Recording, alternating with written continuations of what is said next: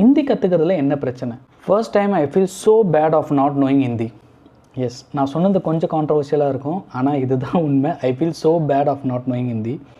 I am Sanjay, I am a traveller. I use to travel a lot. நான் 2025 அதிகமாக travel பண்ணக்கூடிய places வந்து பார்த்திங்கன்னா பெங்களூரு, ஹைதராபாத், மும்பை அண்ட் டெல்லி, சண்டிகர். நான் ஒரு 1.5 months வந்து ரியாதில் இருந்திருக்கேன். இந்த எல்லா இடத்துலையும் so even though I'm skilled, என்னுடைய கம்யூனிகேஷன் ப்ராப்பராக இல்லாததுனால நான் என்ன சொல்ல வந்தனோ இல்லை சொல்ல வேண்டியது இருக்கோ அதை ப்ராப்பராக கம்யூனிகேட் பண்ண முடியலை.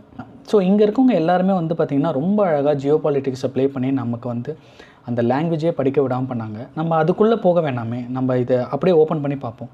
ஸோ நான் வந்து born and brought up in Chennai and Tamil is my identity. Tamil Nadu தான் என்னுடைய ஸ்டேட்டு.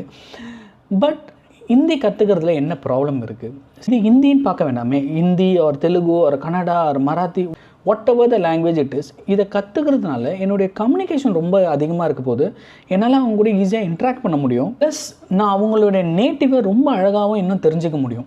ஸோ இங்கே இருக்கிற இந்த ஜியோ பாலிட்டிக்ஸ் எல்லாத்தையுமே தூக்கி போட்டுட்டு உனக்கு என்ன தேவை, உனக்கு அதில் நீட் இருக்குன்னா go and learn. So I want to learn Hindi now and definitely I will do it. But அதனால் என்னுடைய ஐடென்டிட்டி மாறுமா அப்படின்னா கண்டிப்பாக மாறாது. உங்கள் கூட கம்யூனிகேட் பண்ணிகிட்டு இருக்கிறது தான் பார்த்தீங்கன்னா என்னுடைய நேட்டிவான தமிழ் தான்.